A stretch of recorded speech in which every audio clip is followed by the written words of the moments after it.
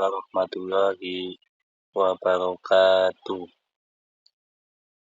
Perkenalkan, nama saya Faris Rizky Nur Rahman dengan NIM 25230029.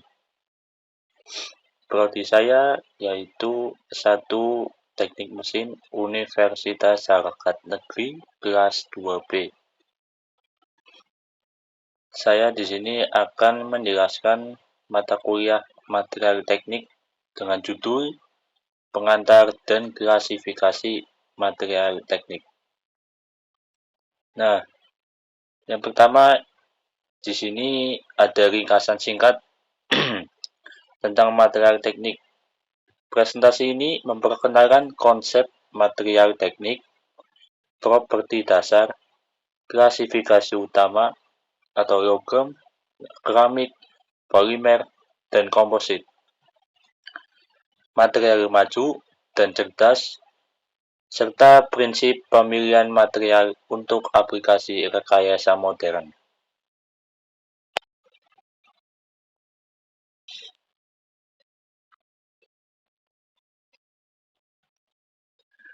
Mengapa material teknik itu penting?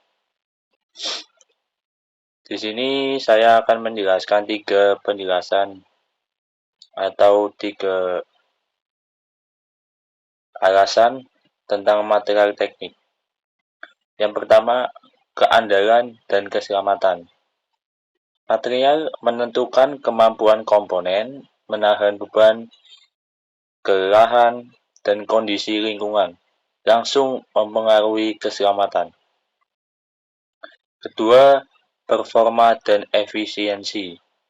Pilihan material memengaruhi berat, kekerasan, konduktivitas termal atau elektrik, dan konsumsi energi, proses manufaktur, kebutuhan perawatan, dan daur ulang.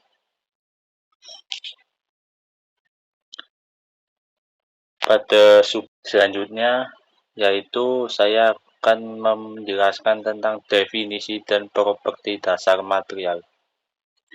Material teknik adalah zat yang dipilih untuk membuat komponen fungsional berdasarkan sifat mekanik, fisik, kimia, dan mikrostruktur. Material teknik sendiri mempunyai sifat-sifat yaitu kekuatan tarik, kegangan, modulus elastisitas. Kedua, kekerasan, ketangguhan, dan kelelahan. Ketiga, konduktivitas termal dan listrik. Dan yang keempat, ketahanan. Selanjutnya, logam, sifat dan aplikasinya. Logam ada 3 jenis. Pertama, ferrous atau besi. Sifatnya yaitu tinggi kekuatan dan ketangguhan, tahan aus. Aplikasinya pada struktur, mesin, poros, komponen otomotif. Kedua, ada non-ferrous atau aluminium tembaga. Sifat-sifatnya yaitu ringan, konduktivitas baik. Aplikasinya terdapat pada aerospace, kelistrikan, dan pertukangan ringan. Terakhir, ada alloy dan superalloy. Stabil pada suhu tinggi, digunakan di tuas mesin roket dan aplikasi ekstrim. Yaitu keramik, sifat dan aplikasinya.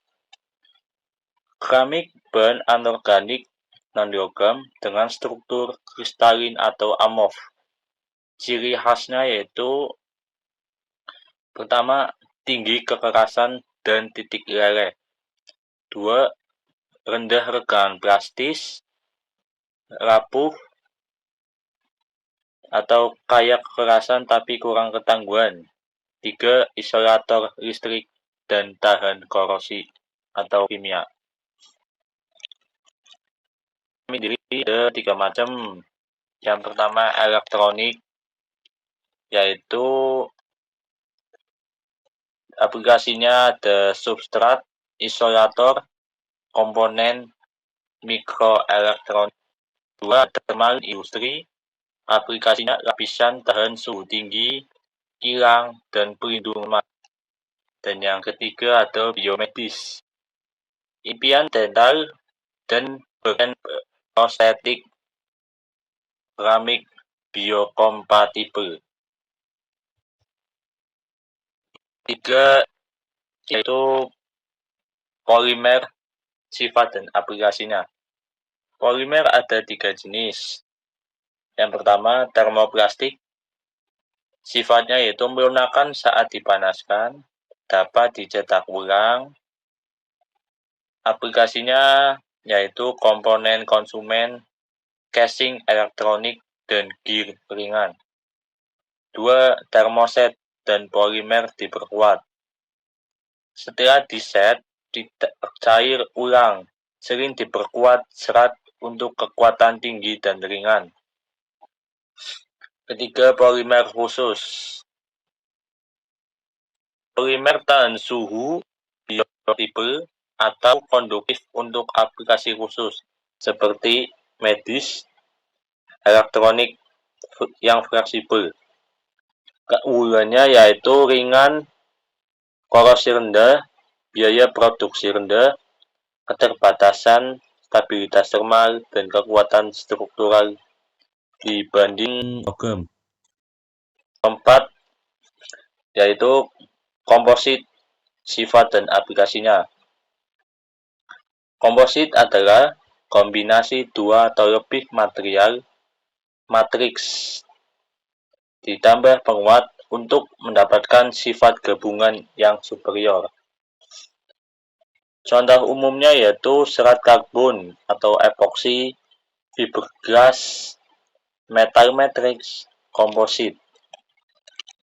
Keunggulannya yaitu rasio kekuatan berat tinggi, desain arah anti-short-tropik.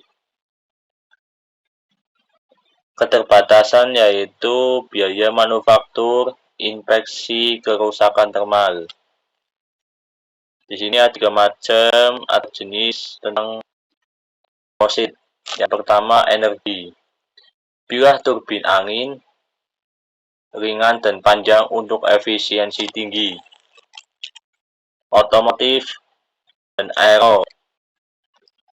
Struktur ringan untuk pengurangan konsumsi bahan bakar. Yang terakhir, olahraga dan rekreasi. Peralatan berkinerja tinggi seperti raket, sepeda, dan papan selancar.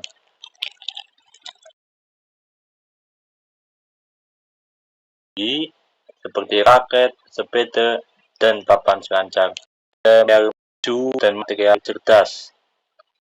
Material maju yaitu ada grafena, keramik berpamorano, super alloy, sifatnya ekstrim. Konduktivitas tinggi, kekuatan atau stabilitas suhu. Yang kedua yaitu ada material cerdas, shape memory alloys, piezoelectric, material responsif, berinteraksi dengan lingkungan atau suhu, medan listrik, dan stres.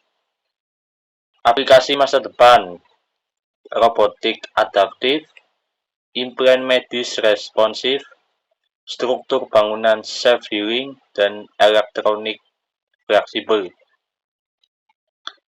Perkembangan integrasi multifungsi atau struktur dan sensor, dan fabrikasi aditif mempercepat adopsi material ini. Pemilihan material, faktor-faktor yang perlu dipertimbangkan. Pertama, kinerja teknis. Memenuhi beban mekanik, lingkungan operasi untuk layanan. 2. Biaya dan keterbatasan. Harga bahan, proses manufaktur, dan rantai pasok.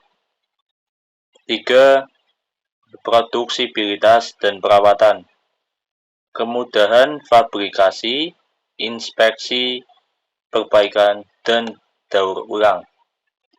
Keempat, dampak lingkungan dan regulasi.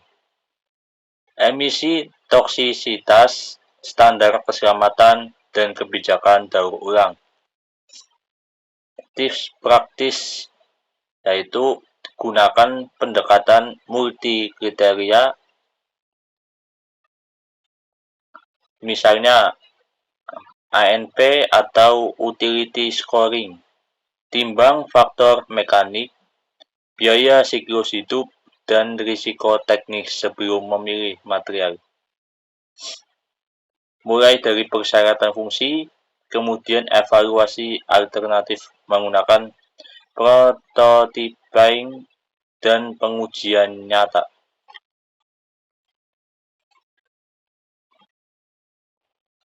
Kesimpulan dan prospek masa depan material teknik.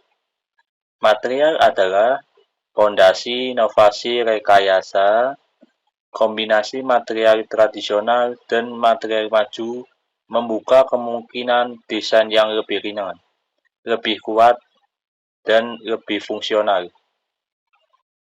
Takeaway 1, pemahaman sifat mikrostruktur dan proses stamping untuk memaksimalkan performa.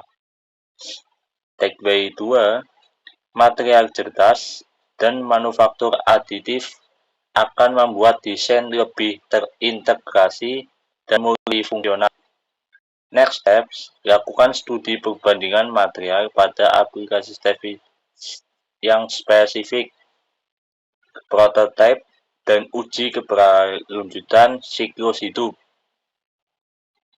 Terima kasih. Kurang lebihnya mohon maaf apabila ada salah tutur kata dari saya. Wassalamualaikum warahmatullahi wabarakatuh.